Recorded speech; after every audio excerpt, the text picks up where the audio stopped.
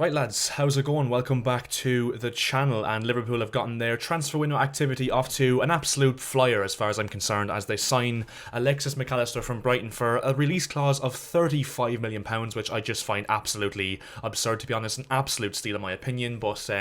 yeah, basically in this video I'm going to be going into a little bit of detail on how Alexis Mac Allister will fit into this Liverpool team and the role he will play going forward, and yep, just basically how Liverpool will set up under Jurgen Klopp with the arrival of Mac Allister into this team now, and yet just going into a bit of detail on just how good of a piece of business this has been for Liverpool Football Club in the short term and the long term as well. So yeah, I guess we'll just get straight into it. But first and foremost, subscribe to the channel if you are new. We are looking to hit 3,000 subscribers on this channel as soon as we possibly can, and yeah, the Premier League season might be over, but the transfer season has well and truly gotten underway, ladies and gentlemen. So a lot more videos with regards to individual transfers that do happen within the Premier League, and in terms of, you know, how I think a signing will fit into a certain team, etc. So a lot more of those kind of videos to come on the channel, starting off with this one. And yeah, leave a like on the video if you do want to enjoy, turn on that notification bell because you will never miss one of these absolutely sensational videos, said no one ever. But yeah, we'll get straight into this now, analysing Alexis Mac Allister, who has officially moved to Liverpool. So yeah, first and foremost, in terms of the role that I think Mac Allister will play in this Liverpool team next season, obviously since Jurgen Klopp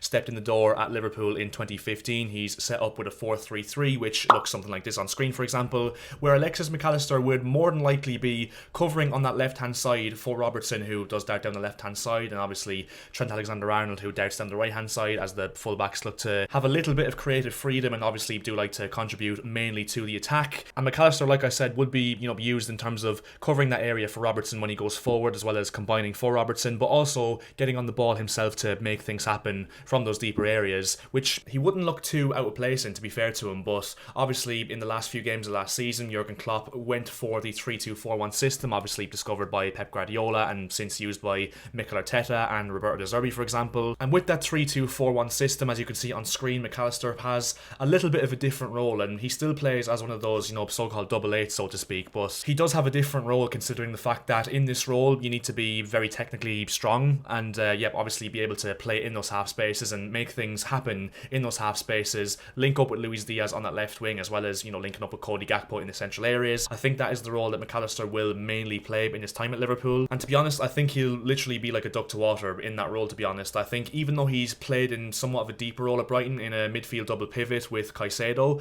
who's obviously been that number 6, but I think he is technically capable enough, definitely, of playing in that role in the half space. I mean, just some stats here: 1.47 key passes per 90, 3.31 shot creating actions per 90, 2.31 progressive carries per 90, and 1.31 successful dribbles per 90, which puts him in and around the top 20 percentile for midfielders in Europe in all of those stats. And yeah, considering, again, like I said, he was playing in a deeper role with those stats, I think it just shows that he'll definitely be able to be capable of playing in this role. Not only that as well, but he will be able to contribute in front of goal as well. He scored 10 goals last season for Brighton in that midfield role in 31 starts, so I know he did score a few penalties, but even still, I think he will be capable in terms of adding goals to his game as well. And I think those double eights were two of the main positions that Liverpool had to identify and strengthen in this summer transfer window, especially with the fact that it looks like they're going to be going for this 3-2-4-1 system for the long run now, which obviously showed massive signs of success at the back end of last season, when Liverpool were really having a really poor season and changed this 3-2-4-1 system. And ever since,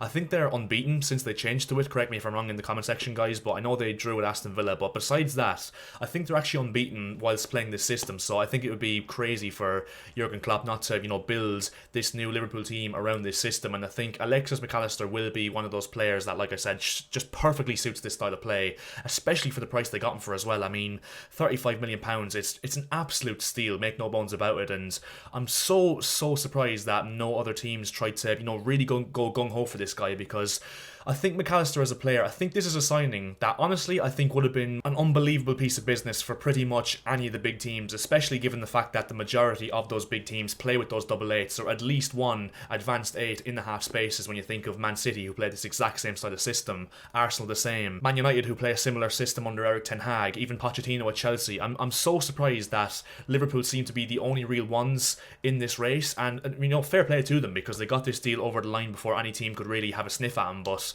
I just think that Mac Allister is one of those players that I describe as part of the Ilkay Gundogan gang, where they're, capable in half spaces, technically great, play in and around those areas and possess those similar traits to an Ilkay Gundogan. Obviously not to the same extent, because Gundogan is a world-class player and probably the benchmark for that position in my opinion. But yep, I think Mac Allister is an absolutely world-class piece of business from Liverpool. Again, like I said, for the price, I mean, £35 million. It's just an absolute steal, and I'm sure Brighton will be absolutely raging that they only got that much for him, given the fact it was a release clause and therefore they couldn't really affect getting much more money for him. But I mean, yeah, Mac Allister, I have absolutely no doubt that he'll be a great player in this Liverpool system. When you take into account as well, he's obviously Premier League proven, a World Cup winner, and yet just an absolutely quality player, as we've seen from his time at Brighton, particularly last season. But yeah, like I said, with the addition of Alexis Mac Allister, I think Liverpool might need maybe 2 or 3 more pieces of this jigsaw to really have a go at Man City in pushing for the Premier League title next season. I think the first one is obviously another advanced 8, because Jordan Henderson, even though he impressed there somewhat towards the back end of last season, I think that if he was a rotation player in this role, he'd be,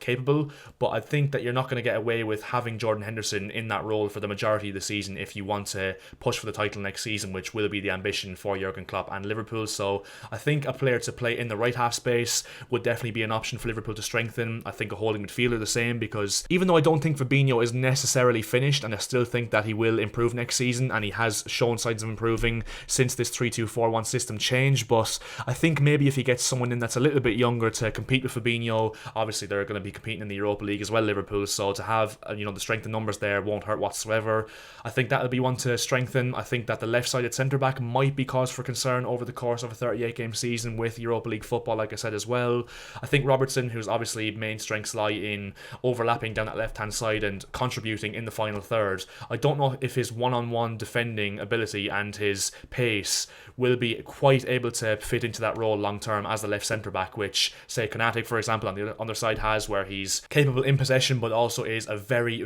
good 1v1 defender and is obviously very quick as well and aerially dominant as well. I'm not quite sure Robertson will have the capabilities for that for the long term, so maybe if they get a left-sided centre-back in there. But besides that, I mean, like I said, they've got the majority of the pieces already in there. When you look at Alisson in goal, in my opinion, the best goalkeeper in the Premier League by some far and some way. You've got the back three, like I said, of Konaté, who's capable in that role, given the fact that he is a 1v1 defender that's good. He's obviously pacey. You've got Van Dijk, who's very capable in possession and will be able to, start the build-up play from the back, and again is a very good 1v1 defender and very aerially prominent, which will come in use for Liverpool's high press, which obviously will then trigger opposition defenders into going long, which then Van Dijk's stature and physical ability and aerial ability will be able to deal with. Then you've got the holding midfielder or Fabinho in that 6 role, shielding the defence for Trent Alexander-Arnold then to get on the ball, make things happen. Then you've got Mac Allister and another double 8 in those positions. I think Curtis Jones could be another one that rotates in those roles as well, because I think obviously Curtis Jones has massively impressed in that role since this 3-2-4-1 system changed, like I said.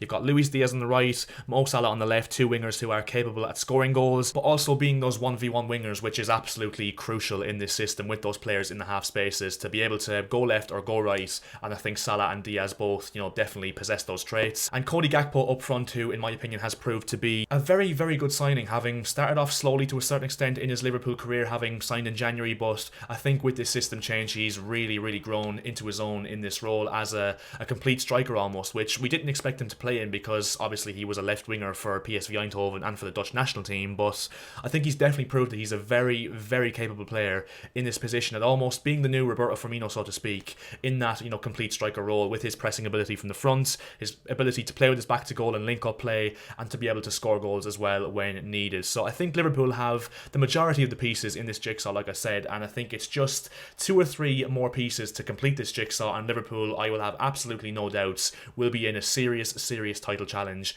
in the Premier League next season against this Man City team. But yeah, just to conclude, I think, like I said, Alexis Mac Allister will be a very good signing for Liverpool. I think he fits into the way Liverpool want to play next season with that 3-2-4-1 system change, absolutely down to the ground, and I think is an absolutely brilliant start to Liverpool's transfer business this season. But yep, if you did enjoy this video, make sure to drop a like on this video, and subscribe to the channel if you are new. Like I said, we are going to be doing a lot more of these individual transfer based videos where I go through an individual transfer that does happen and going through where that player will fit in to that team's system. And yeah, I guess I'll see you guys in my next video. Thanks very much for watching, and I'll chat to you later.